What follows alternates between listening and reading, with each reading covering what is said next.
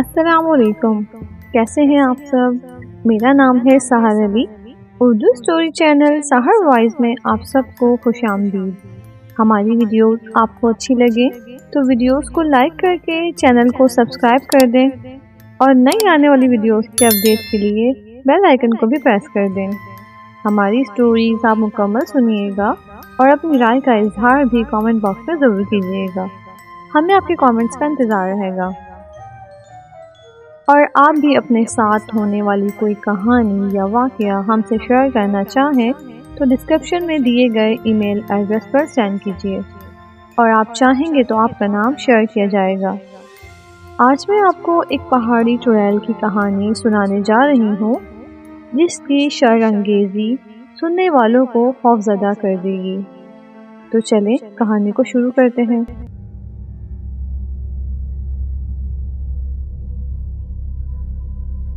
وہ سڑک اس پہاڑ سے تقریباً 600 میٹر نیچے ایک خوبصورت وادی میں تھی کہ اچانک جس پر ایک شاندار کار آ کر رکی۔ یہ کار سلیم نامی ایک 32 سالہ نوجوان کی تھی، جو شہر سے گاؤں سیر کرنے آیا تھا، لیکن گاؤں سے کچھ دور اس کی گاڑی میں کچھ خرابی پیدا ہو گئی اور گاڑی کا انجن اچانک بند ہو گیا۔ وہ گاڑی سے اتر کر نیچے آیا۔ ابھی اسے کچھ دیر ہی ہوئی تھی کہ اس کے عقب میں پھیلے ایک بڑے سے پہاڑ کی چوٹی پر ایک سایہ نمودار ہوا۔ اس سائے نے 600 میٹر بلندی سے نیچے چھلانگ لگا دی اور کچھ ہی سیکنڈ میں وہ سایہ نوجوان کی کار کے قریب تھا۔ سلیم کو گاڑی سے اترنے کے کچھ دیر بعد اپنے پیچھے دھپ کی آواز سے کچھ گرنے کی آواز سنائی دی، اور پھر اس نے پیچھے مڑ کر دیکھا تو اسے ایک بوڑھی عورت دکھائی دی، لیکن اس کا چہرہ جھریوں سے بھرا ہوا تھا اور اس کی آنکھیں پورے اسٹار تھیں۔ سلیم نے اس بوڑھی عورت کو دیکھ کر جھرجھری لی۔ پھر اس سے پہلے کہ سلیم کچھ کہتا، اس عورت نے سلیم کی گردن دبوچ لی اور سلیم ذبح کیے ہوئے بکرے کی طرح چیخنے چلانے لگا۔ کچھ ہی دیر میں وہاں سلیم کی لاش پڑی تھی۔ پھر اس عورت نے سلیم کی طرف ہاتھ جھٹکے تو وہاں نہ سلیم تھا اور نہ ہی وہ عورت۔ پھر اس پہاڑ کی چوٹی پر وہ عورت نمودار ہوئی۔ چوٹی سے کچھ نیچے بہت ہی خطرناک ڈھلان تھی۔ وہاں ایک عام آدمی نہیں چل سکتا تھا، مگر حیرت انگیز طور پر وہ بوڑھی عورت وہاں پر ایسے چل رہی تھی جیسے وہ ہموار زمین پر چل رہی ہو۔ وہ عورت ڈھلان پر بہت تیزی سے نیچے کی طرف چل رہی تھی۔ اگر ایک عام انسان اسے دیکھتا تو خوف سے چیخ ضرور مارتا اور کمزور اعصاب کا آدمی بے ہوش ہو جاتا۔ اب وہ عورت اس پہاڑ کے کنارے سے کچھ فاصلے پر تھی کہ ایک غار کا دہانہ نظر آیا۔ اس غار کا دہانہ نیم دائرے کی شکل میں تھا، لیکن اتنا بڑا ضرور تھا کہ ایک آدمی اس میں داخل ہو سکتا۔ وہ بوڑھی عورت اس غار میں داخل ہو گئی۔ یہ غار شیطان کی آنت کی طرح لمبا تھا۔ کچھ دیر چلنے کے بعد غار اندر سے بڑا ہوتا چلا گیا۔ آخرکار وہ عورت ایک کمرے میں پہنچ گئی۔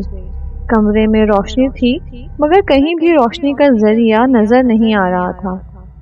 اچانک اس بوڑھی عورت نے زمین کی طرف ہاتھ جھٹکے تو وہاں سلیم کی لاش ظاہر ہوئی، جسے دیکھ کر پہلے تو بوڑھی عورت پراسرار طریقے سے مسکرائی اور پھر زور زور سے ہنسنے لگی، ہا ہا ہا ہا۔ پھر اس نے سلیم کی لاش کی طرف پھونک ماری تو اس کے منہ سے آگ کے شعلے نکلنے لگے اور سلیم کی لاش پر پڑنے لگے۔ کچھ ہی دیر میں وہاں سلیم کی لاش کا سارا گوشت غائب ہو چکا تھا، صرف اس کے سر، چہرے اور گردن پر گوشت باقی تھا، جس سے اس کا چہرہ پہچانا جا سکتا تھا، جبکہ تمام جسم سیاہ ہڈیاں بن گئی تھیں۔ ادھر سلیم کے گھر میں سلیم کے 2 بھائی اور 4 بہنیں تھیں۔ وہ بہن بھائیوں میں سب سے بڑا تھا۔ اس کی شادی کو 9 برس ہو چکے تھے۔ اس کی 3 بیٹیاں اور 1 بیٹا تھا۔ وہ ایک ملٹی نیشنل کمپنی میں کام کرتا تھا۔ اس کے بہن بھائیوں کی شادیاں بھی ہو چکی تھیں۔ اس کے سب سے چھوٹے بھائی کی ابھی شادی ہوئی تھی۔ سلیم ایک درمیانہ طبقے سے تعلق رکھتا تھا سلیم کے ماں اور باپ دونوں قبل ایک ایکسیڈنٹ میں انتقال کر گئے۔ وہ تینوں بھائی اب بھی ساتھ ہی رہتے تھے۔ سلیم کے گاؤں جانے کے 2 دن بعد جب صبح سلیم کی بیوی انیلا جاگی تو اس نے مڑ کر اپنے بیڈ پر اپنے چھوٹے بیٹے کو دیکھا جو اس کے دائیں طرف سو رہا تھا۔ پھر اس کا ہاتھ کسی کے چہرے سے ٹکرایا تو اس نے مڑ کر دیکھا تو وہ سلیم تھا۔ انیلا نے اپنی آنکھیں ملی اور پھر اسے دوبارہ دیکھا۔ پھر اس نے سوچا کہ سلیم تو 3 دن کا کہہ کر گئے تھے، پھر یہ کہاں سے آ گئے؟ انہیں تو کل واپس آنا تھا، شاید وہ آج رات واپس آ گئے ہوں گے، لیکن انہوں نے کسی کو فون کر کے بتایا بھی نہیں کہ وہ واپس آ رہے ہیں۔ اور رات کو تو میں نے دروازے کو اندر سے کنڈی لگائی تھی، پھر یہ اندر کیسے آ گئے؟ پھر انیلا نے سوچا کہ سلیم کو جگا کر صحیح صورتحال معلوم کرتی ہوں۔ اس نے دیوار پر لگی گھڑی میں ٹائم دیکھا تو صبح کے 7:45 بج رہے تھے۔ انیلا نے سلیم کو کندھے سے پکڑ کر ہلایا، مگر خلاف توقع سلیم کا کندھا بستر کے اوپر سے اس کے ہاتھ میں نہ آ سکا، تو وہ چونکی اور پھر بستر ہٹا دیا تو اس نے دیکھا کہ وہاں گوشت سے بھرپور کندھے کے بجائے جلی ہوئی ہڈیاں تھیں۔ اس نے گھبرا کر سلیم کے سارے بدن سے بستر اتار دیا، لیکن اگلا منظر دیکھ کر اس کی چیخ پورے گھر میں پھیل گئی۔ سارے گھر والے اس کمرے کی طرف بھاگے، لیکن دروازہ اندر سے بند تھا۔ سب نے دروازہ پیٹنا شروع کر دیا مگر وہ نہ کھلا، تو پھر انہوں نے دروازہ توڑ دیا، مگر اگلا منظر دیکھ کر ان کے قدموں تلے زمین نکل گئی۔ وہاں بیڈ پر سلیم، انیلا اور ان کا چھوٹا بیٹا پڑا تھا، مگر اس حالت میں کہ سلیم کے بدن سے سارا گوشت غائب تھا، صرف سر، منہ اور گردن پر گوشت تھا اور جگہ جگہ جلی ہوئی سیاہ ہڈیاں موجود تھیں۔ انیلا فرش پر بے ہوش پڑی تھی اور اس کا چھوٹا بیٹا سو رہا تھا۔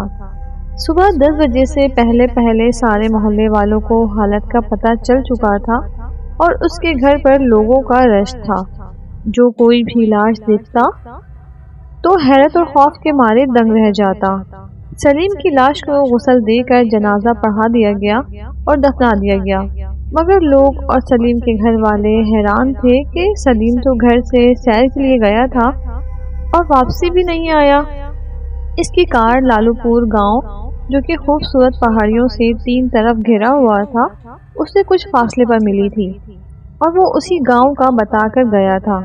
کسی نے کہا کہ آسیبی چکر ہے، تو کسی نے کہا کہ کسی سنگدل قاتل نے اس کے گھر والوں کو ڈرانے کے لیے ایسا کیا ہے۔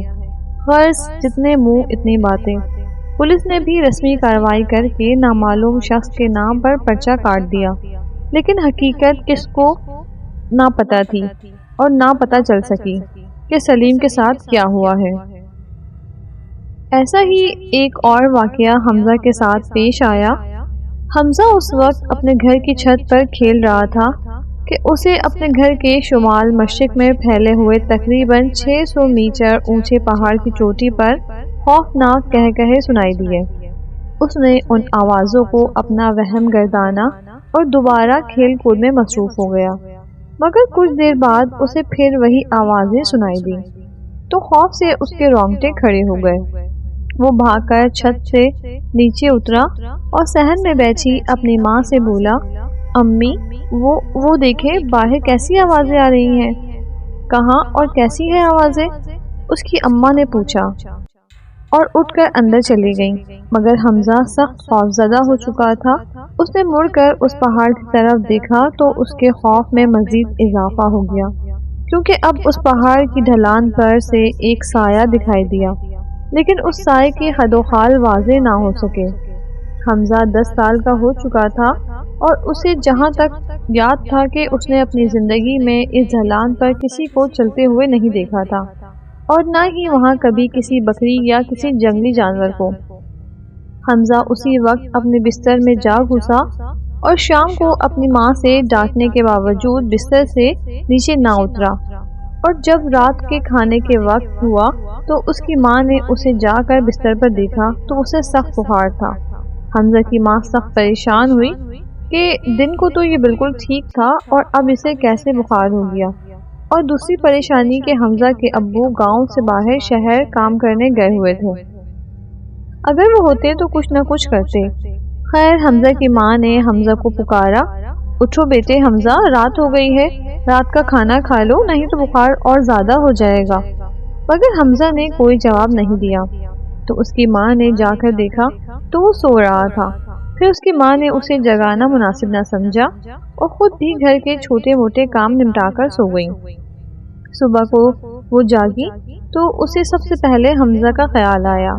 اس نے حمزہ کی چارپائی پر جا کر اسے دیکھا تو وہاں پر اپنی چارپائی پر نہیں تھا۔ اس نے باہر صحن، باتھ روم، کچن اور دوسرے کمروں کے علاوہ ہر جگہ دیکھ لیا۔ پھر بھی اس نے اڑوس پڑوس سے پتہ کیا تو حمزہ کا کہیں بھی پتہ نہ چل سکا۔ حمزہ کی ماں بہت پریشان تھی۔ اس کے ابو بھی شہر سے واپس آ گئے تو گاؤں والوں نے حمزہ کو سب جگہ ڈھونڈا مگر وہ کہیں نہ ملا۔ دوسرے روز اسی گاؤں میں ایک اور بچہ اسی طرح غائب ہو گیا۔ دوسرے دن صبح حمزہ اپنی چارپائی پر مردہ ملا، وہ بھی اس حالت میں کہ اس کے جسم سے سارا گوشت غائب تھا، صرف منہ، سر اور گردن کے علاوہ باقی سب جگہ جلی ہوئی سیاہ ہڈیاں موجود تھیں۔ حمزہ کے ماں باپ پر مصیبتوں کے پہاڑ ٹوٹ گئے۔ حمزہ اپنے ماں باپ کا اکلوتا بیٹا تھا۔ پھر اس گاؤں سے ایک کے بعد دیگرے 7 بچے اسی طرح غائب ہوئے اور دوسری صبح اس طرح ان کی لاش اپنے بستر پر پائی گئی۔ اس طرح کے واقعات پر گاؤں میں ماتم برپا ہو گیا۔ سب سے پہلے حمزہ اور پھر 6 بچے اور ان کی عمریں 10 سال یا 10 سال سے کم تھیں۔ ان کا رات کو اپنے گھر سے غائب ہونا اور پھر دوسری صبح ان کا اپنے بستر پر اس طرح مردہ پایا جانا، گاؤں والوں کو ان پراسرار واقعات کی کوئی سمجھ نہیں آ رہی تھی۔ پولیس بھی موجود تھی۔ گاؤں کے اکثر لوگ ان کو جن بھوت کا چکر قرار دے رہے تھے۔ چھوٹے بچے ڈرے ہوئے تھے۔ کچھ لوگوں کو اس گاؤں کے شمال مشرق میں 600 میٹر بلند پہاڑ کی چوٹی سے کچھ پراسرار آوازیں آئیں، مگر لوگوں نے اسے اپنا وہم قرار دیا۔ گاؤں والے اکٹھے تھے، ہر کسی نے رائے دی کہ یہ سب بھوت پریت کا چکر ہے، مگر پولیس نے ان کی ایک نہ سنی اور مختلف جگہ پولیس جوانوں کے پہرے لگا دیے۔ اس دن ایسا کچھ نہیں ہوا، لیکن لوگوں نے سکھ کا سانس لیا۔ اگلے دن کچھ لوگوں کو سپہر کے وقت اسی پہاڑ کی چوٹی سے خوفناک نسوانی کہکہے سنائی دیے۔ لوگوں نے یہ بات ایک دوسرے کو بتائی اور پھر پولیس کو بھی بتا دی۔ پولیس افسر نے ان کی بات سن کر کہا کہ ہم نے اس پہاڑ کی طرف بھی کئی نوجوان کا ایک گروپ پہرے پر متعین کیا تھا، مگر انہوں نے مجھے کچھ نہیں بتایا، لیکن میں پھر بھی ان سے جا کر پوچھتا ہوں۔ پھر پولیس افسر گاؤں والے ان نوجوان کے پاس گئے، مگر اگلا منظر دیکھ کر ان کے ہوش و حواس گم ہو گئے۔ ان دونوں میں سے ایک نوجوان کا حال پہلے بچوں اور سلیم جیسا ہو چکا تھا، جبکہ اس کے کچھ ہی فاصلے پر ایک خوفناک شکل عورت کھڑی تھی۔ وہ وہاں موجود دوسرے جوان نوید کی طرف دیکھ رہی تھی۔ پھر پولیس انسپکٹر خان محمد نے نوید سے پوچھا، کیا ہوا ہے؟ تو نوید نے کہا، یہ عورت چڑیل ہے، اس نے امجد کا یہ حال کیا ہے۔ نوید نے دوسرے نوجوان امجد کی طرف اشارہ کر کے کہا۔ پھر انسپکٹر نے اپنا پستول نکال کر چڑیل کی طرف کیا اور فائرنگ شروع کر دی۔ دوسرے پولیس والوں نے بھی اپنی اپنی رائفلیں اور پستول اس چڑیل کی طرف کی اور فائرنگ شروع کر دی، مگر گولیوں کا اس چڑیل پر کوئی اثر نہ ہوا۔ جہاں گولیاں لگتی وہاں چنگاریاں نکلتی۔ گولیاں نکلنے کے باوجود اس نے ادھر ادھر نہیں دیکھا، بلکہ صرف نوید کو ہی دیکھتی جا رہی تھی۔ گولیوں کا اس کے جسم پر کوئی اثر نہ ہوا، حتیٰ کہ سب کے سب پولیس والوں نے اپنی رائفلوں اور پستولوں کی ساری گولیاں اس چڑیل کا نشانہ لے کر جلا دی، مگر وہ ٹس سے مس نہ ہوئی اور بدستور نوید ہی کی طرف دیکھتی رہی۔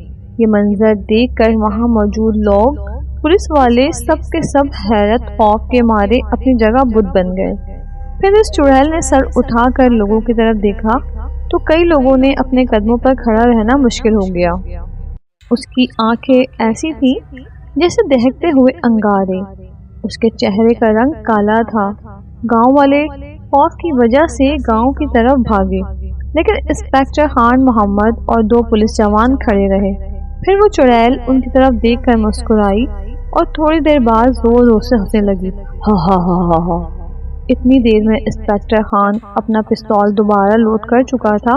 اس نے جیسے ہی اس چڑیل کی طرف گولی چلائی، اس نے اپنے ہاتھوں کی انگلیاں انسپیکٹر کی طرف کر دی تو اس کی انگلیوں سے سفید رنگ کی شعاعیں نکلی اور انسپیکٹر کے سینے سے ٹکرائیں۔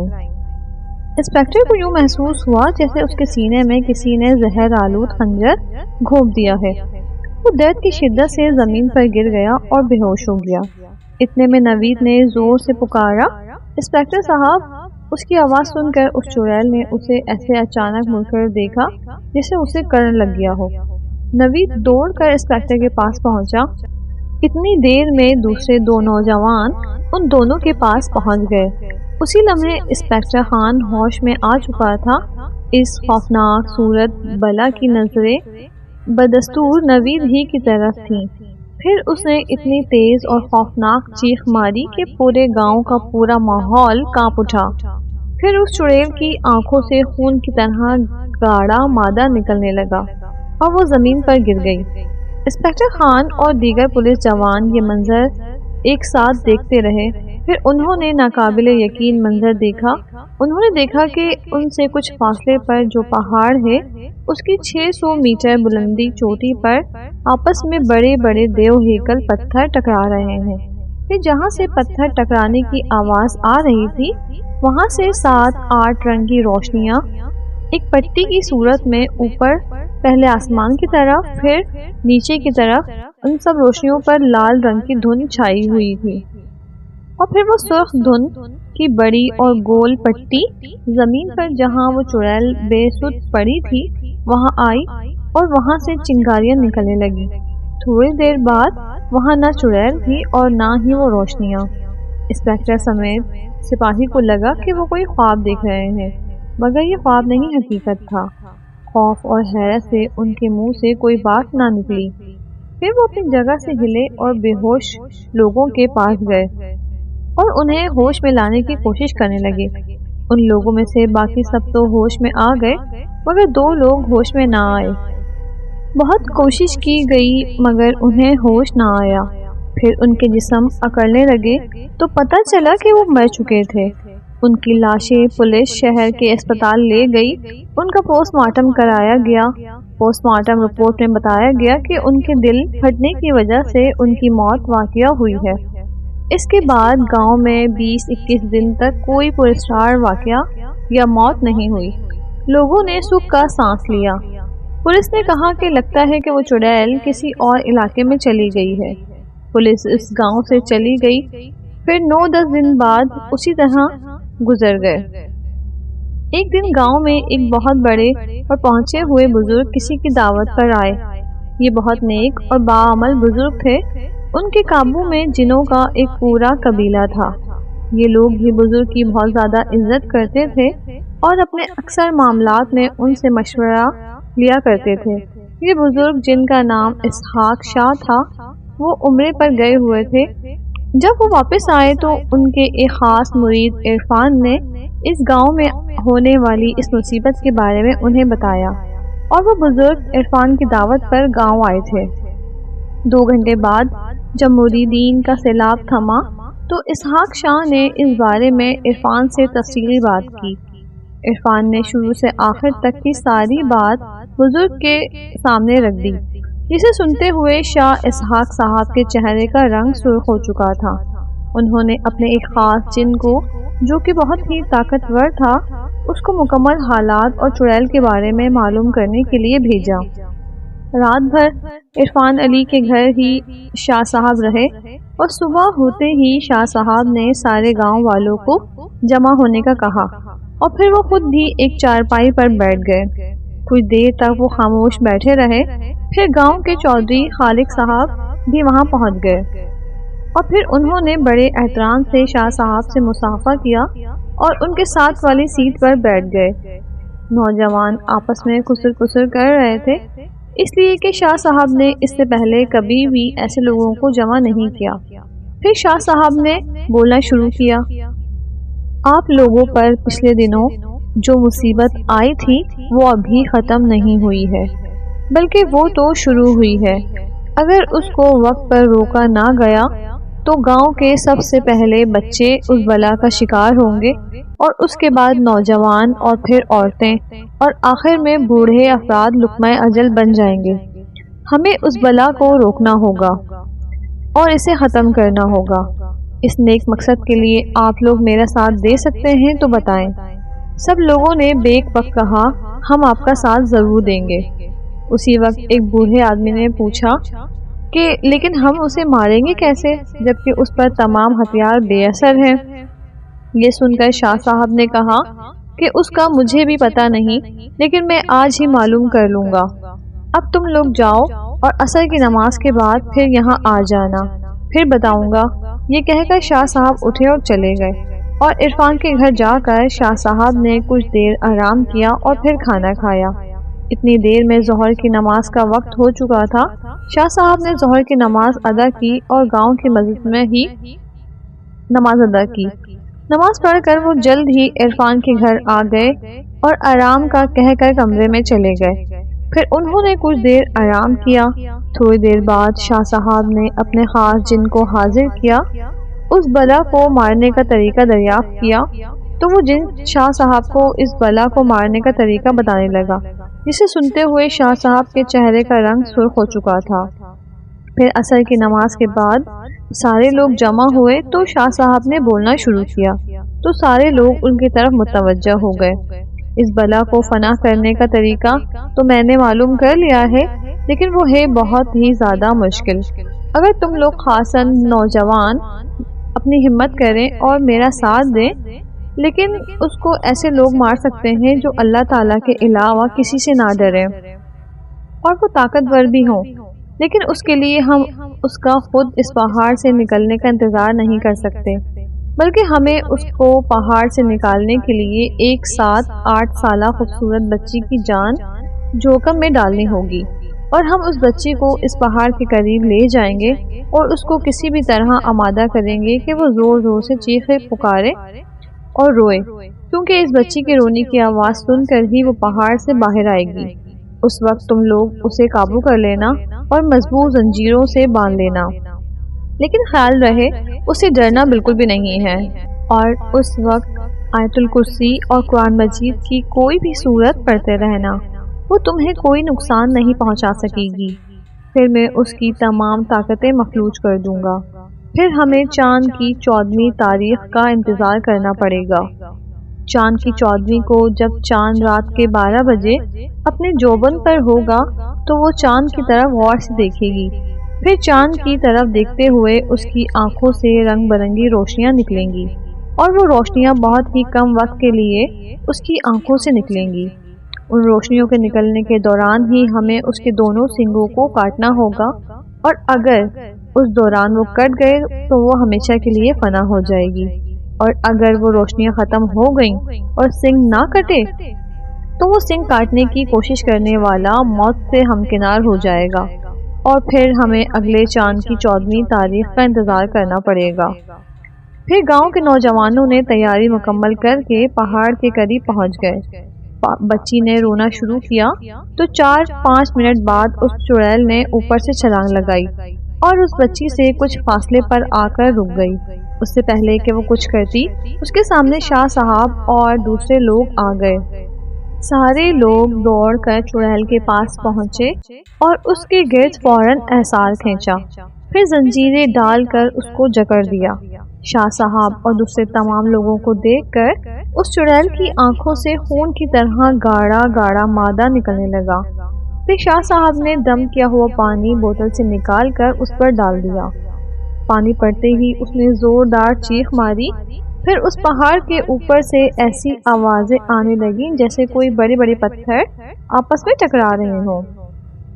جہاں سے پتھر ٹکرانے کی آوازیں آ رہی تھیں، وہاں سے 6-7 رنگ کی روشنیوں کی پٹی آسمان کی طرف بلند ہوئی، پھر ان سب پر سرخ رنگ کی پٹی چھا گئی۔ پھر وہ زمین پر جہاں وہ چڑیل زنجیروں میں جکڑی کھڑی تھی وہاں آئی، مگر اس چڑیل کے سر سے اوپر ہی وہ سرخ رنگ کی گول پٹی رک گئی اور وہاں سے واپس پہاڑ پر چلی گئی۔ وہ چڑیل زنجیروں میں جکڑی ہوئی ماہی بے آب تھی۔ شاہ صاحب نے لوگوں سے کہا کہ اب یہ بے بس مجبور ہے، پھر بھی آپ لوگ احتیاط کرنا کہ اس کے قریب کوئی بھی نہ جائے۔ اب میں جا رہا ہوں اور چاند کی 14ویں تاریخ کو آؤں گا۔ پھر شاہ صاحب گاؤں سے باہر اپنی رہائش گاہ میں چلے گئے۔ وقت گزرتا رہا، پھر چاند کی 14ویں بھی آ گئی۔ شاہ صاحب شام کے وقت آ گئے اور رات میں شاہ صاحب کے لوگوں کے ساتھ کھیت میں موجود تھے۔ لوگ انتظار کر رہے تھے کہ کب چڑیل کی آنکھوں سے روشنیاں نکلتی۔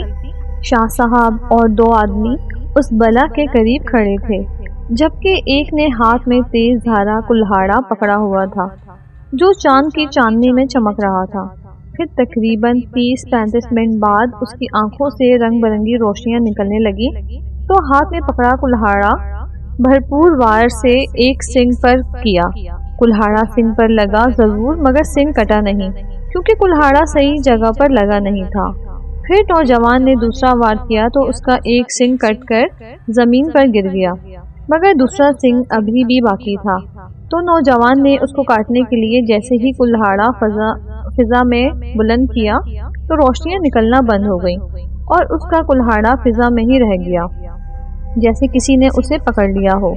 پھر کچھ ہی دیر بعد وہی کلہاڑا نیچے آیا اور اس آدمی کے سینے کو چیرتے ہوئے اس کی پشت سے نکلا۔